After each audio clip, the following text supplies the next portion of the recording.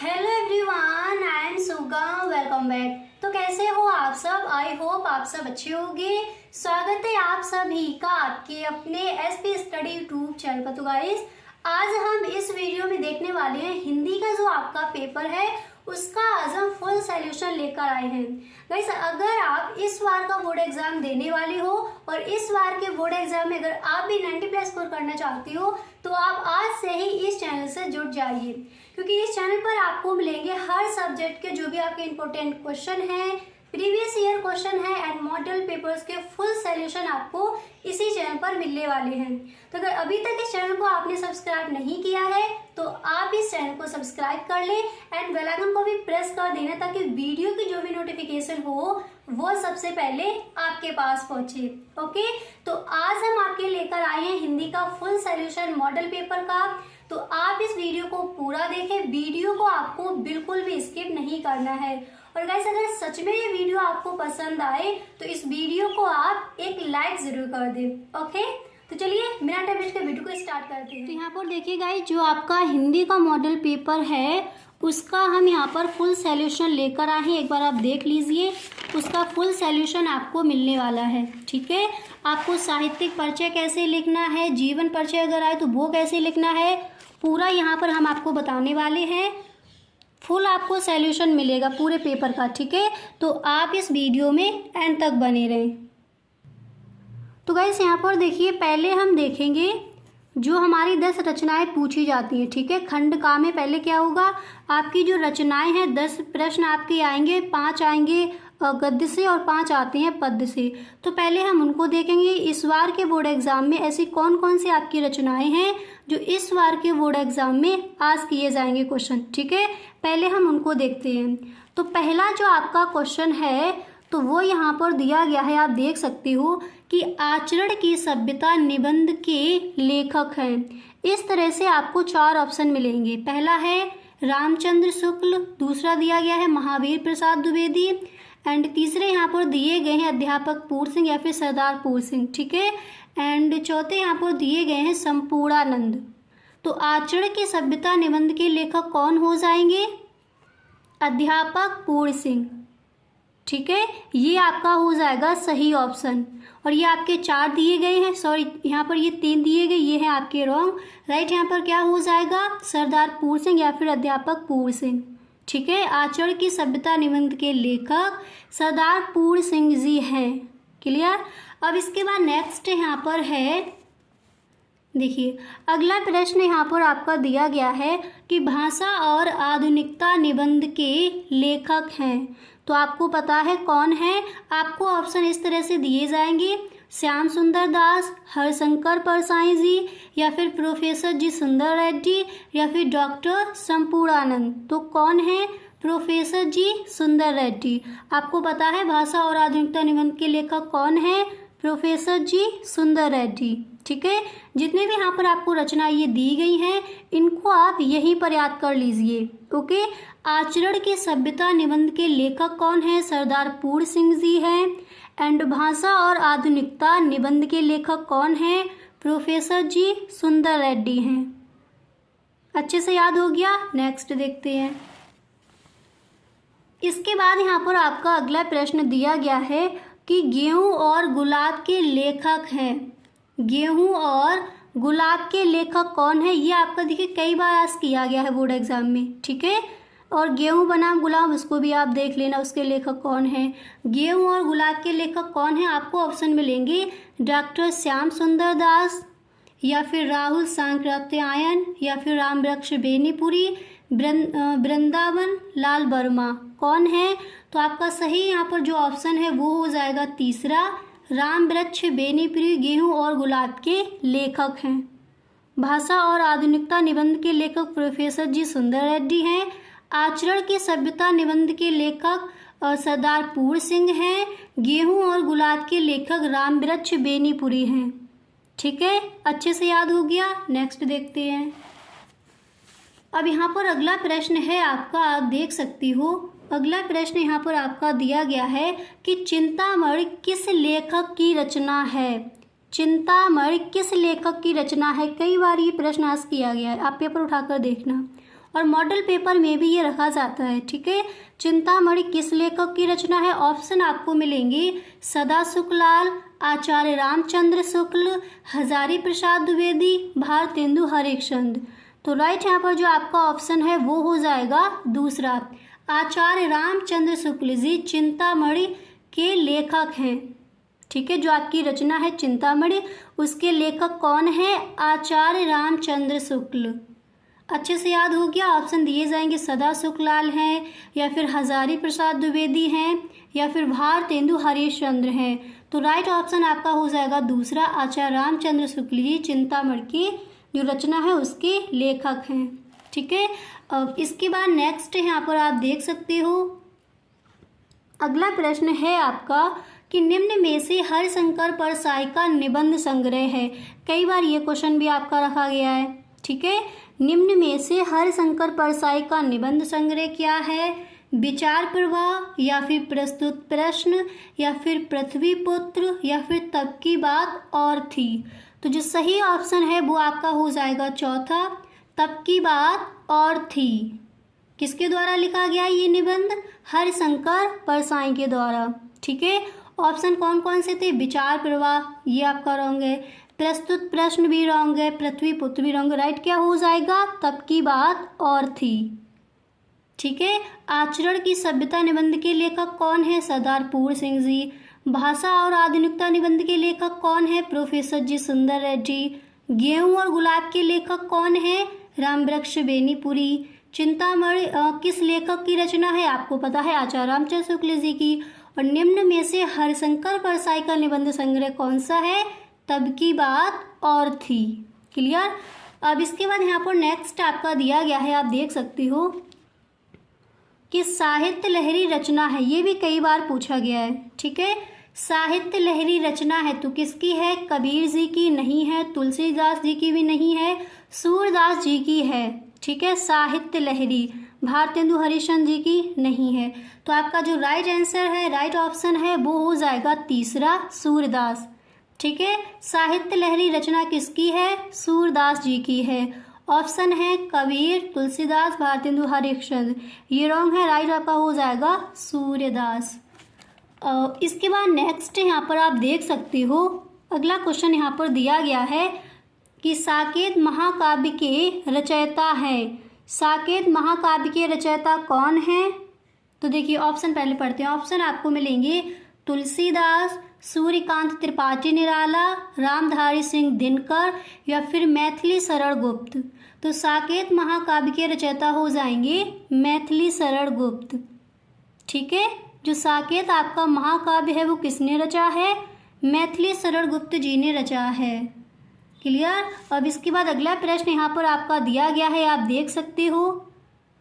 Next प्रश्न है कि संसद से सड़क तक कविता के रचयिता है। संसद से सड़क तक कविता के रचयिता कौन है? ऑप्शन मिलेगा मुक्तिबोध, केदारनाथ अग्रवाल, या फिर केदारनाथ सिंह। एंड नेक्स्ट यहाँ पर दिया गया है धूमिल।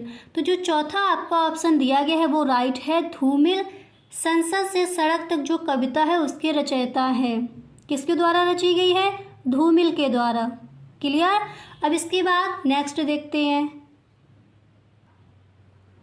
इसके बाद नेक्स्ट यहाँ पर आपका है, देखिए 10 क्वेश्चन आपके आएंगे। ठीक है, तो अगला प्रश्न है कि अज्ञे द्वारा संपादित सप्तकों की संख्या है। अज्ञे द्वारा संपादित सप्तकों की संख्या कितनी है? ऑप्शन आपको दिए जाएंगे 1, 2, 3 या फिर 4। तो जो आपका सही ऑप्शन है वो हो जाएगा 4 नंबर का। जो 4 ऑप्शन आपका दिया गया है वो है राइट। ठीक है, तो अज्ञे द्वारा संपादित सप्तकों की संख्या कितनी है? 4 है। इसके बाद अगला प्रश्न देखते हैं। तो देखिए नेक्स्ट यहाँ पर आपका दिया गया है, आप देख सकते हो। अगला प्रश्न यहाँ पर आपका है कि रामधारी सिंह दिनकर की रचना है। रामधारी सिंह दिनकर की रचना है। ऑप्शन आपको मिलेंगे परशुराम की प्रतीक्षा, ऐसा कोई घर आपने देखा है, पृथ्वी पुत्र, या फिर स्वर्ग किरण। ठीक है, ये आपको ऑप्शन दिए जाएंगे। तो रामधारी सिंह दिनकर की रचना क्या हो जाएगी इसमें? परशुराम की प्रतीक्षा। ठीक है। रामधारी सिंह दिनकर की रचना क्या है? परशुराम की प्रतीक्षा। ऑप्शन क्या क्या दिए गए थे? ऐसा कोई घर आपने देखा है, या फिर स्वर्ग किरण, या फिर पृथ्वी पुत्र।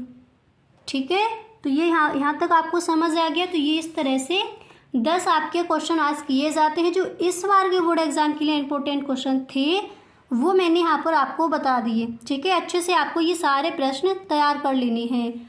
अब इसके बाद जो आपका तीसरा प्रश्न है, वो प्रश्न आपका रखा जाएगा कि दिए गए पद्यांश पर आधारित निम्नलिखित प्रश्नों के उत्तर दीजिए। ठीक है, निम्नलिखित गद्यांश पर, सॉरी, यहाँ पर पहले आपको दिया जाएगा गद्यांश का, उसके बाद आपको पैराग्राफ मिलेगा पद्यांश का। ठीक है, तो आपको कौन कौन से ऐसे चैप्टर हैं जो इस बार के बोर्ड एग्जाम के लिए इम्पोर्टेंट है, जिनसे आपकी जो आपका गद्यांश है वो रखा जाएगा, यानी व्याख्या आपको जो दी जाएगी करने के लिए। कुछ क्वेश्चन भी आपको दिए जाते हैं।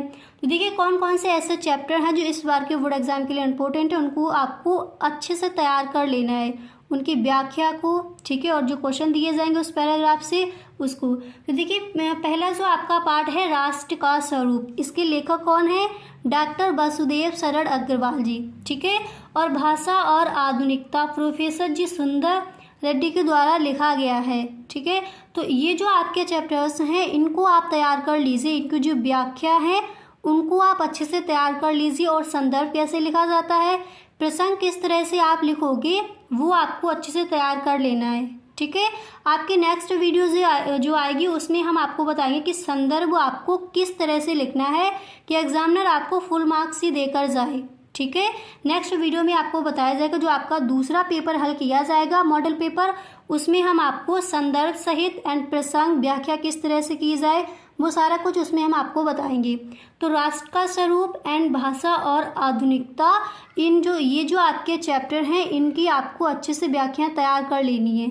ठीक है, एंड इसके बाद इसी तरह से आपको दिया जाएगा पद्य में क्वेश्चन इस तरह से आपका आज किया जाएगा कि दिए गए पद्यांश पर आधारित निम्नलिखित प्रश्नों के उत्तर दीजिए। आपको एक पैराग्राफ दिया जाएगा, उसमें उसका आपको संदर्भ लिखना होगा, प्रसंग लिखना होगा, आपको व्याख्या करनी होगी। 1-2 क्वेश्चन और आपके बनाकर रख दिए जाएंगे जो आपको उस पैराग्राफ से ढूंढकर लिख देने हैं। ठीक है, इस तरह से वो हम आपको जो नेक्स्ट आपका पेपर आएगा, जो नेक्स्ट आपकी वीडियो आने वाली है उसमें एक और आपका पेपर का फुल सॉल्यूशन मिलने वाला है मॉडल पेपर का, तो उसमें आपको बता दिया जाएगा किस तरह से आपको संदर्भ लिखना है, किस तरह से प्रसंग लिखना है, और किस तरह से आपको जो जीवन परिचय या फिर साहित्यिक परिचय पूछे जाते हैं वो किस तरह से आप लिखोगे। ओके, अब यहाँ पर देखिए दिए गए पद्यांश पर आधारित निम्नलिखित प्रश्नों के उत्तर दीजिए। तो पद्य में आपको जो पवन दूत का आपका है चैप्टर उसको तैयार करेंगे, उसके लेखक कौन है? अयोध्या सिंह उपाध्याय हरिऔध। और जो आपका श्रद्धा मनु चैप्टर है उसको आप तैयार कर लेंगे, जिसके लेखक कौन है, जिसके कवि कौन है? जयशंकर प्रसाद।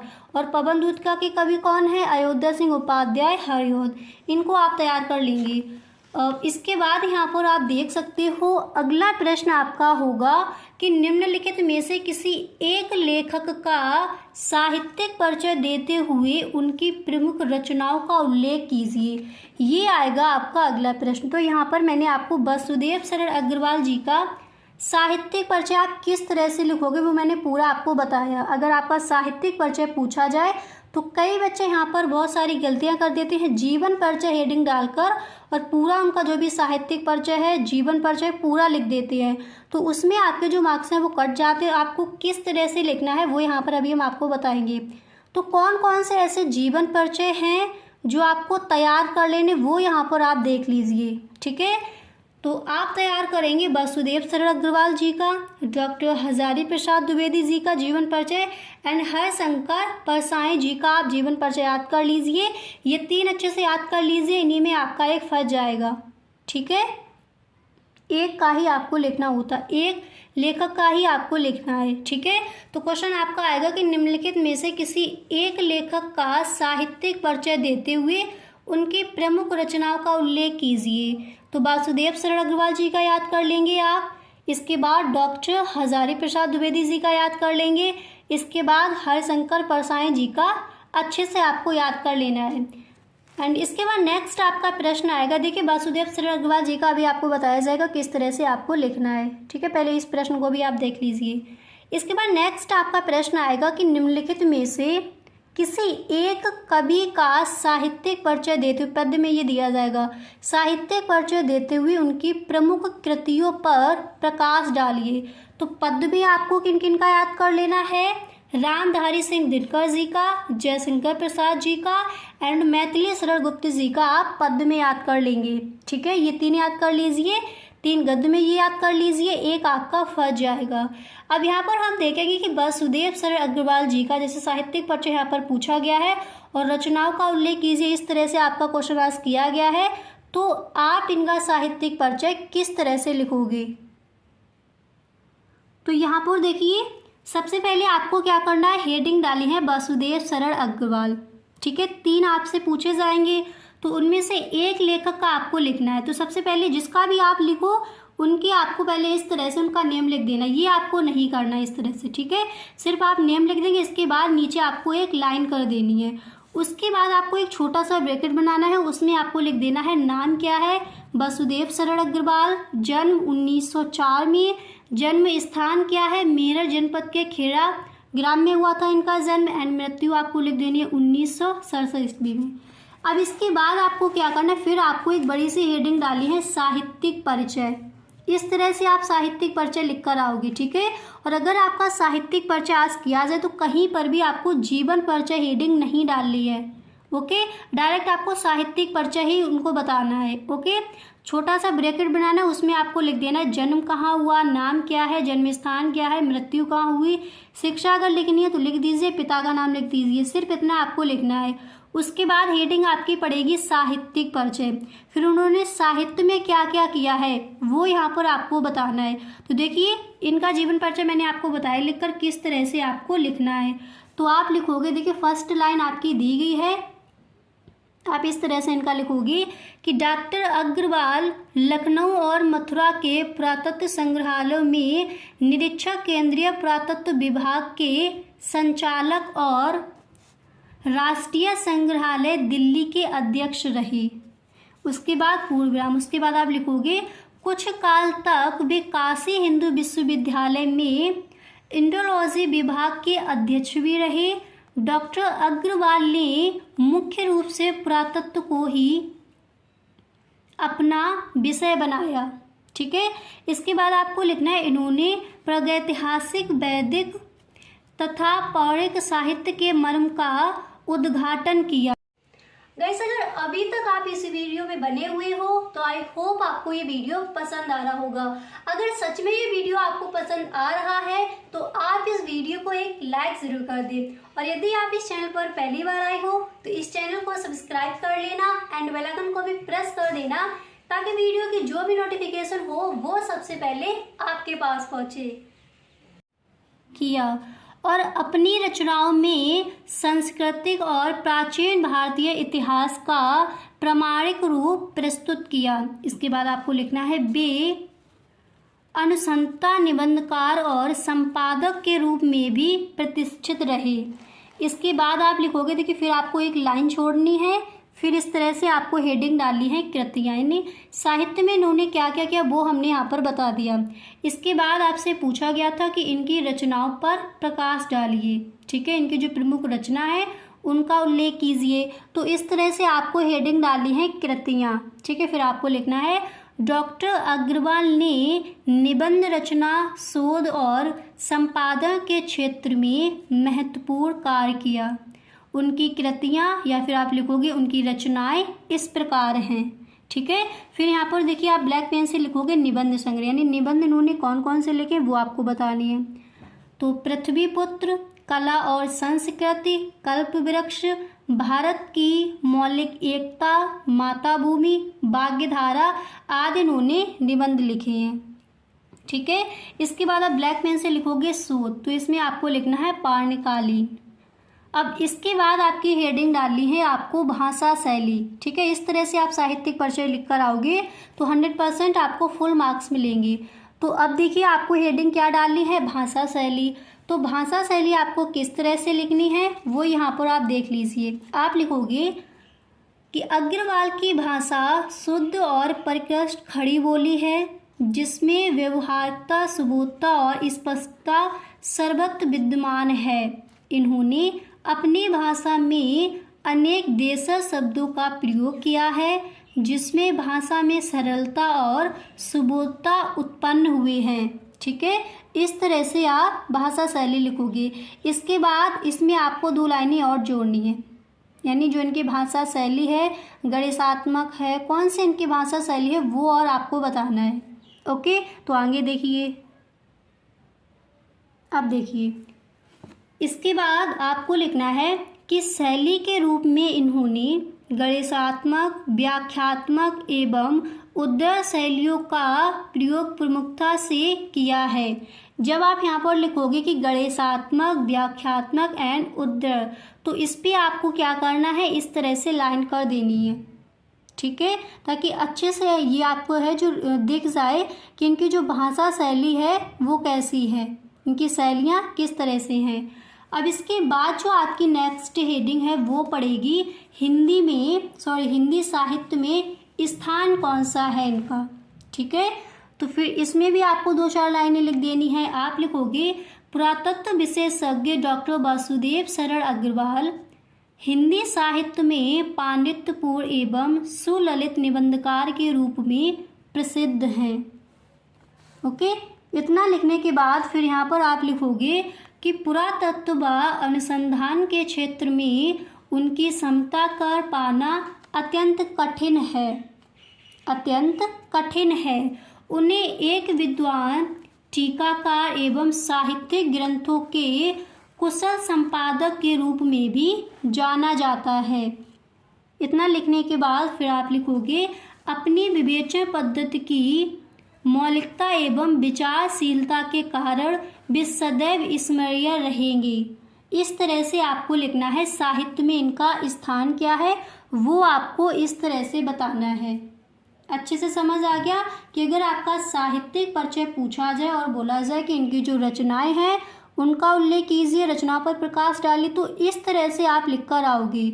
अब जैसे आपको डॉक्टर हजारी प्रसाद द्विवेदी जी का लिखना है तो पहले आपको एक ब्रैकेट बनाना है, उसमें आपको लिख देना है इनका जन्म कहाँ हुआ, जन्म स्थान क्या है, पिता का नाम क्या है, शिक्षा लिख देनी है, एंड इसके बाद मृत्यु कहाँ हुई। उसके बाद आपको हेडिंग डाली है साहित्यिक परिचय। जीवन परिचय हेडिंग आप नहीं डालोगे, साहित्यिक परिचय हेडिंग डालने के बाद फिर साहित्य में इन्होंने क्या क्या किया है वो आपको लिख देना है।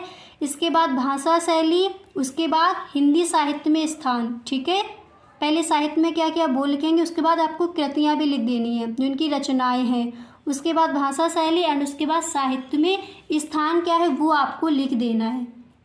अच्छे से समझ आ गया। तो साहित्यिक परिचय आप इस तरह से लिख कर आओगे। अब इसके बाद देखिए अगला जो क्वेश्चन है वो आपका यहाँ पर दिया जाएगा कि लाठी अथवा ध्रुव यात्रा कहानी का सारांश लिखिए। अथवा में मिलेगा बहादुर कहानी का उद्देश्य स्पष्ट कीजिए। ठीक है, तो देखिए आपको एक कहानी अच्छे से याद कर लेनी है, या तो आप लाठी याद कर लीजिए या फिर ध्रुव यात्रा याद कर लीजिए या फिर बहादुर, आप बहादुर कहानी अच्छे से याद कर लीजिए। ठीक है, इसका सारांश आपको लिख देना है अच्छे से। एक कहानी अभी से याद कर लीजिए, 1-2 बार लिख कर देख लीजिए, उसके बाद आपको वहाँ पर भी लिख देनी है। इसके बाद अगला प्रश्न आपका आएगा कि स्वपठित खंड काव्य के आधार पर किसी एक खंड के एक प्रश्न का उत्तर दीजिए। तो आपको कौन सा चीज करना है, जो आपका आलोक वृत्त खंड काव्य से दिया जाए। ठीक है, ये देखिए मैंने एक क्वेश्चन यहाँ पर आपका लिख दिया जिससे आपको समझ आ जाए, तो आपको यही चीज करना है और एक प्रश्न का आपको आंसर लिख देना है। तो इस तरह से दिया जाएगा कि आलोक वृत्त खंड काव्य का नायक कौन है, उसकी चारित्रिक विशेषताएं बताइए। ठीक है, एक आपको प्रश्न चूज कर लेना ये आलोक वृत्त खंड काव्य का और उसका आपको सही से लिख देना है। ठीक है, आप जितने भी सर्ग हैं वो अपने याद कर लीजिए। अब इसके बाद आपका आएगा खंड खा। तो देखिए खंड खा में आपसे क्या पूछा जाता है यहाँ पर आप देख सकते हो। अब आएगा आपका खंड का, उसमें आपका प्रश्न पहले दिया जाएगा कि दिए गए संस्कृत गद्यांशों के किसी एक का संदर्भ हिंदी में अनुवाद कीजिए। ठीक है, तो संस्कृत में ऐसे कौन कौन से आपके चैप्टर हैं जिनसे जो आपका हिंदी अनुवाद करने के लिए एक पैराग्राफ दिया जाएगा वो आ सकता है। तो जो जातक कथा है उसको आप तैयार कर लीजिए। एंड महामना मालवीय जो आपका है चैप्टर, उसको आप तैयार कर लीजिए। ठीक है, उसके हिंदी में अनुवाद जो है अच्छे से आप उसको तैयार कर लीजिए। देखिए, आपको व्याख्या नहीं करनी, इसमें आपको अनुवाद करना है। जो शब्द आपको दिए गए हैं उन्हीं शब्दों का आपको क्या करना है, हिंदी में अनुवाद कर देना है। और व्याख्या में हम अपनी तरफ से शब्द जोड़ते हैं, उसमें अपने भाव जो है उसमें लिखा जाता है। पर जो आपको अनुवाद करना है, जो भी आपका जैसे संस्कृत में लिखा हुआ है उसका आपको हिंदी में अनुवाद कर देना है। ठीक है, यहाँ पर आपको व्याख्या नहीं करनी होती है। तो दिए गए संस्कृत गद्यांशों के किसी एक का ससंदर्भ हिंदी में अनुवाद कीजिए। तो जातक कथा, महामना मालवीय जो पाठ है उसको आप तैयार कर लेंगे। इसी तरह से आपका फिर आएगा पद्य में। ठीक है, तो पद्य में देखिए क्वेश्चन आपका किस तरह से दिया जाता है कि दिए गए संस्कृत पद्यांशों के किसी एक का ससंदर्भ हिंदी में अनुवाद कीजिए। तो यहाँ पर आप देख सकते हैं कि संस्कृत में ऐसे कौन कौन से आपके चैप्टर हैं जो आपको तैयार कर लेने हैं। तो देखिए, पहला जो आपका है वो यहाँ पर दिया गया है जातक कथा। ठीक है, जो जातक कथा है पद्य में, तो उसको आप तैयार कर लें। एंड नेक्स्ट है सुभाष रत्नानी। इसके जो भी आपके श्लोक दिए गए हैं उनका अच्छे से आप हिंदी में उनका अनुवाद अच्छे से तैयार कर लेंगे। इसके बाद अगला प्रश्न आपका दिया जाएगा कि निम्नलिखित मुहावरों और लोकोक्तियों में से किसी एक का अर्थ लिखकर वाक्य प्रयोग कीजिए। तो इस तरह से आपको दिए जाएंगे, अंधे की लाठी, आँख का तारा होना, अपना उल्लू सीधा करना, या फिर नाक काटना। तो एक का आपको करना है, जिसका आपको सही ढंग से समझ में आ जाए उसका आप करके आइएगा। तो यहाँ पर मैंने आपको 2 करके बता दिए हैं। ठीक है, तो एक मैंने यहाँ पर बता दिए अपना उल्लू सीधा करना। तो इसका अर्थ होता है अपना काम निकालना। आप वाक्य प्रयोग इस तरह से करोगे, कुछ लोग अपना उल्लू सीधा करने के लिए दूसरों को हानि पहुंचाने से भी नहीं चूकते। ठीक है, इस तरह से आप लिखोगे। अच्छे से समझ आ गया? अपना उल्लू सीधा करना, इसका अर्थ होता है अपना काम निकालना। वाक्य प्रयोग आप करोगे, कुछ लोग अपना उल्लू सीधा करने के लिए दूसरों को हानि पहुंचाने से भी नहीं चूकते। अब वाक्य प्रयोग आप अपने अनुसार कर सकते हो। ठीक है, इसके बाद देखिए नाक काटना। इसका अर्थ होता है किसी की बेइज्जती करना। नाक काटना यानी बेइज्जती करना। तो इसका देखिए वाक्य प्रयोग क्या हो जाएगा। आप इसका वाक्य प्रयोग इस तरह से कर सकते हो कि माता पिता बच्चों के अंतर्जातीय विवाह संबंधों को सहज रूप में स्वीकार करके ही अपनी नाक कटने से बचा सकते हैं। ठीक है, इस तरह से आप इसका वाक्य प्रयोग कर दोगे। अब इसके बाद जो आपका अगला प्रश्न होगा वो आपका 10वां क्वेश्चन आपका ये आएगा कि निम्नलिखित गद्यांशों अथवा पद्यांशों में से किसी एक पर आधारित प्रश्नों के उत्तर विकल्प चुनकर दीजिए। आपको एक देखिए पैराग्राफ दिया जाएगा, एक गद्यांश का दिया जाता है, एक पद्यांश का दिया जाता है। उसमें से आपको दिए जाएंगे, जैसे आपको एक प्रश्न दे दिया जाएगा, फिर आपको ऑप्शन दे दिए जाएंगे। तो यहाँ पर दिया गया विकल्प चुनकर, यानी ऑप्शन को आपको चूज कर लिखना है कौन सा आपका राइट है। ठीक है, 4 ऑप्शन मिलेंगे, एक आपको सही करके लिखना है। तो निम्नलिखित गद्यांशों अथवा पद्यांशों में से किसी एक पर आधारित प्रश्नों के उत्तर विकल्प चुनकर दीजिए। ठीक है, आपको एक लाइन लिखी जाएगी क्वेश्चन की, फिर आपको 4 ऑप्शन मिलेंगे, कौन सा राइट है वो आपको विकल्प चुनकर जो आपका ऑप्शन है वो चूज कर आपको राइट आंसर लिख देना है। ठीक है, इस तरह से गद्यांश और पद्यांश आपको दिए जाएंगे। ये आपके चैप्टर से नहीं आते, आप पठित गद्यांशों से ये गद्यांश आपठित दिए जाते हैं। जो आपने नहीं पढ़े हैं चैप्टर उनसे ये आपका दिया जाता है, तो वो भी आपको तैयार कर लेनी है। ठीक है, तो इस तरह से आपका पेपर आएगा। आई होप आपको वीडियो पसंद आया होगा। और गाइस सच में अगर वीडियो अच्छा लगा है तो आप इस वीडियो को एक लाइक ज़रूर कर दें। इसी तरह से आपका नेक्स्ट वीडियो भी आने वाला है, उसमें भी आपको एक और दूसरा मॉडल पेपर सॉल्व किया जाएगा। फुल सॉल्यूशन आपको मिलेगा, उसमें आपको बताया जाएगा कि जो आपके यहाँ पर कहानी नहीं बताई गई लिखकर, वो भी आपको बताएंगे किस तरह से आपको कहानी लिखनी है। आलोक वृत्त खंड काव्य के जो आपके क्वेश्चन आते हैं एक आपका लिखने के लिए आता है तो वो खंड आपको वो भी बताया जाएगा, एंड जो यहाँ पर संदर्भ आपको नहीं बताया गया वो भी आपको बताया जाएगा किस तरह से आपको लिखना है कि हिंदी में इस बार आपके पूरे के पूरे नंबर आए। ठीक है, तो सच में अगर वीडियो अच्छा लगा है तो एक बार सभी दोस्तों में इस वीडियो को आप शेयर ज़रूर करें। Okay, thank you so much.